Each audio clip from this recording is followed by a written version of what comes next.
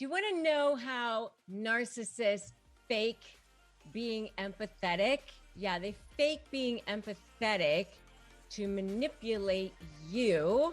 And I'm going to tell you all about how they do it so you can spot it from a mile away. So stay tuned.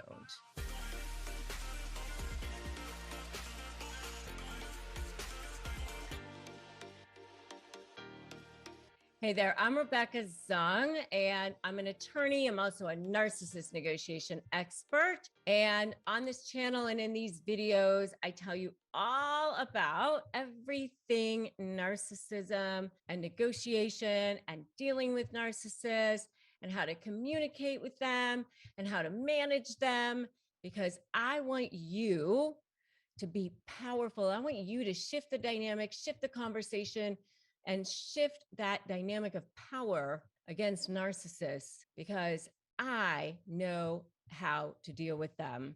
I've represented them. I have negotiated with them. I've helped thousands of people, and I want to help you too. So make sure that you have subscribed, that you've smashed that notification bell, that you are ready to become fearless against narcissists. I upload brand new videos every day and free content for you, because it's my mission to elevate you against narcissists. All right. So you ready? You ready for 5 ways that narcissists fake being empathetic? All right, let's dive in. One way is that they watch others and then they guess on how to behave based on that.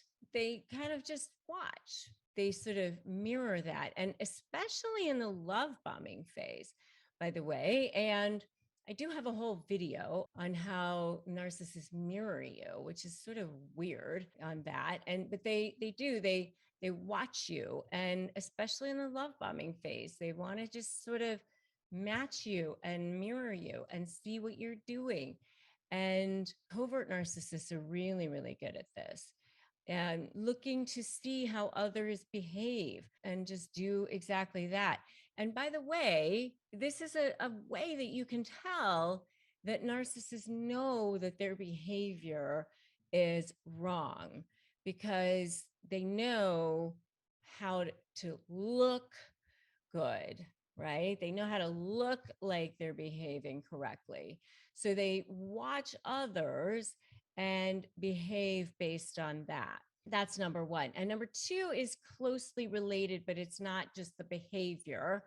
It's they learn what to say based on listening to what others have said in certain situations. And this is especially true in situations where, I'm so sorry to hear what's been happening with you, since your mom has been sick, or I'm so sorry to hear that your dog has cancer, or I'm sorry to hear what's going on in your family, or whatever. I mean, they know the things to say, especially if they think it's going to get them somewhere, or, if they are trying to get you to lure you into their web, into their lair, especially early on in the situation, whether it's a business situation or a personal situation, whether they're trying to get you into the next phase as quickly as possible. And I do have a whole video on love bombing.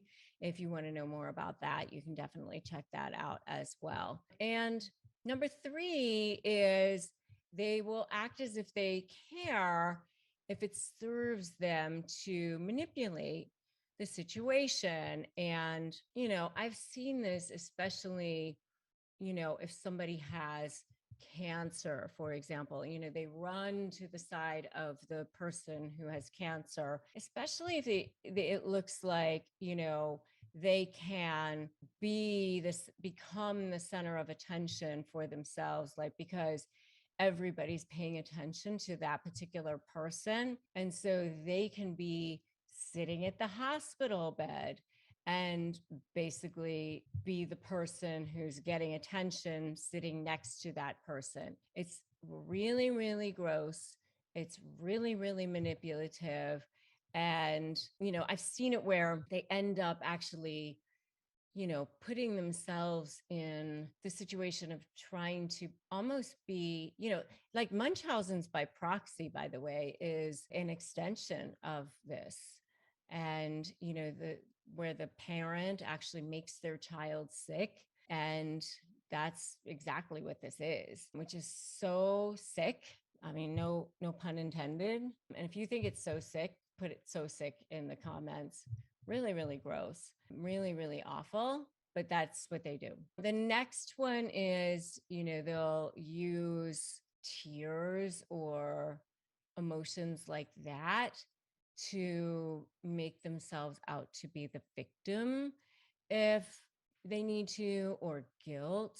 They try to become the victim, and then like that makes them appear more empathetic that way. Like, oh, they're so caring, crying about other victims because they're just absolutely crying about victims of, I don't know, an earthquake or a hurricane, and almost like so empathetic about other victims that they're crying and empathetic and feeling guilty almost about these victims themselves, manipulating people in that way. Sometimes they really do care, but sometimes it's also part of a game or a manipulation as well. So, and you have to look to see what their real motivation is. I mean, it's like, what is the motivation behind it? What is the intent behind it, right?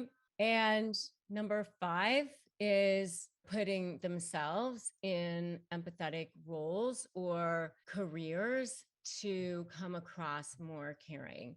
Sometimes you see, people who really do care, and obviously, this is not an attack on people who actually do care, but there are times that people put themselves in roles of like a priest or a preacher or something like that to make it appear that they're caring, and then they use that position to manipulate people or do really bad things because they want to appear like they're empathetic, and then they use that position to do things that are not good. And so they fake being empathetic, and they use that role to do things that are really horrible to people. So these are some of the ways that narcissists can fake being empathetic to people. And I have seen it, especially with coverts.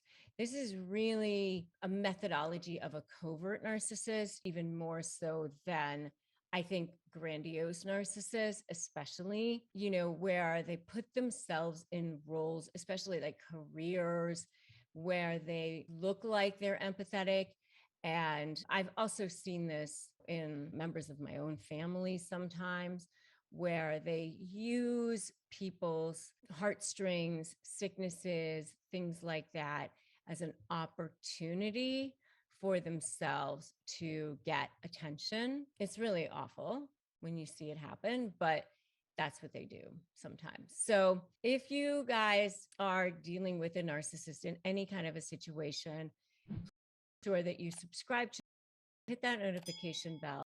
Make sure that you grab my free Crush My Negotiation prep worksheet at winmynegotiation.com. Also, make sure that you join my free private Facebook group, Narcissist Negotiators with Rebecca Zung, because you don't want to do this alone. You do want to make sure that you have support of your own. And remember, they only win if you give in. So never give in, never give up. We're here for you. We have a huge community, and you are not alone. Okay. So thank you so much for joining me here today. And I will definitely see you in the next video.